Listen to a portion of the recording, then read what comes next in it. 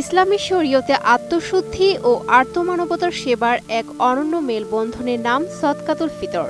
পবিত্র মাহে রমজানের সিয়াম সাধনা শেষে ঈদুল ফিতরের আনন্দকে সমাজের প্রতিটি স্তরে পৌঁছে দিতে এই দানকে ওয়াজিব বা অপরিহার্য করা হয়েছে। আল্লাহ তাআলা পবিত্র কোরআন মাজিদে এই ইবাদতের প্রতি ইঙ্গিত করে ইরশাদ করেছেন, নিশ্চয়ই সাফল্য লাভ করবে সে যে শুদ্ধ হয়। মূলত ফিতরা হলো যাকাতেরই একটি বিশেষ প্রকার, যা রোজাদারের ত্রুটি বিচ্যুতি দূর করে ইবাদতকে পূর্ণতা দান করে। হাদিস শরীফের বর্ণনা অনুযায়ী রাসূলুল্লাহ সাল্লাল্লাহু আলাইহি ওয়াসাল্লাম সদকাতুল ফিতরকে প্রত্যেক সামর্থ্যবান মুসলিমের উপর আবশ্যক করেছেন। সাহাবী ইবনে উমর রাদিয়াল্লাহু আনহু থেকে বর্ণিত, রাসূল সাল্লাল্লাহু আলাইহি ওয়াসাল্লাম 1 সা অর্থাৎ 3 কেজি পরিমাণ জব বা 1 সা খেজুর পরিমাণ ফিতরা আদায়ের নির্দেশ দিয়েছেন। এটি ছোট বড়, স্বাধীন পরাধীন এবং নারী পুরুষ নির্বিশেষে সবার উপর ওয়াজিব। নোভা এলইডি টিভি, ঝকঝকে ছবি, নিখুঁত শব্দ, 5 বছরের ওয়ারেন্টি। নোভা মানে সঠিক মান, নিশ্চিত সেবা। ইবনে আব্বাস রাদিয়াল্লাহু আনহু এর বর্ণিত এক হাদিসে এর দুটি বিশেষ তাৎপর্য ফুটে উঠেছে।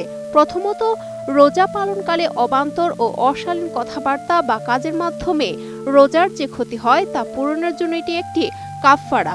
দ্বিতীয়ত, ঈদের দিনে সমাজের নিঃস্ব ও অভাবী মানুষের আহারের ব্যবস্থা করা, যেন তারাও সবার সঙ্গে আনন্দের ভাগীদার হতে পারে।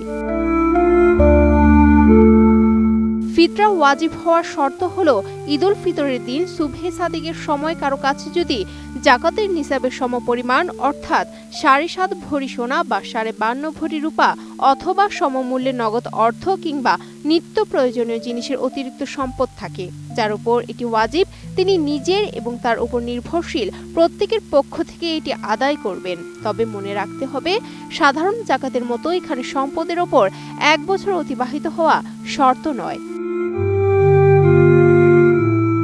ফিতরার পরিমাণ নির্ধারণে শরীয়তে দুটি মাপকাঠি রয়েছে। খেজুর, পনির, জব ও কিশমিশ দ্বারা আদায়ের ক্ষেত্রে 1 সা বা প্রায় 3 কেজি 270.60 গ্রাম পরিমাণ নির্ধারণ করা হয়েছে।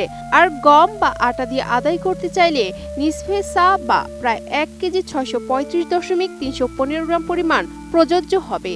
বাংলাদেশের ইসলামী ফাউন্ডেশনের গবেষণা মতে 1 সা এর পরিমাণ 3 কেজি 300 গ্রাম এবং আধা সা এর পরিমাণ 1 কেজি 650 গ্রাম ধরা হয়। রাসূলুল্লাহ সাল্লাল্লাহু আলাইহি ওয়াসাল্লাম মক্কার পথে পথে এই ঘোষণা দিয়েছিলেন, প্রত্যেক মুসলিমকে যেন 2 মুদ বা আধা সা গম কিংবা 1 সা অন্য খাদ্যবস্তু দিয়ে ফিতরা আদায় করে। ইসলামী বিধান মতে ঈদগাহে যাওয়ার আগে ফিতরা আদায় করা সর্বোত্তম এবং এটি গুরুত্বপূর্ণ সুন্নাত। এর ফলে দরিদ্ররা সময়মতো ঈদের কেনাকাটা বা খাবারের আয়োজন করতে পারে। তবে যৌক্তিক কারণে ঈদের নামাজের আগে সম্ভব না হলে পরেও আদায়ের সুযোগ রয়েছে।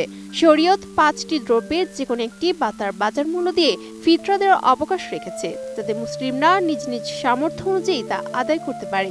কিন্তু আমাদের দেশে অনেক সামর্থ্যবান ব্যক্তিও সর্বনিম্ন মূল্য ধরে ফিতরা দিয়ে থাকেন, যা অনেকটাই অনুচিত। কেননা হাদিসে দাতার নিকট যা সর্বোৎকৃষ্ট এবং যার মূল্যমান সবচেয়ে বেশি, তাকে সর্বোত্তম দান বলা হয়েছে।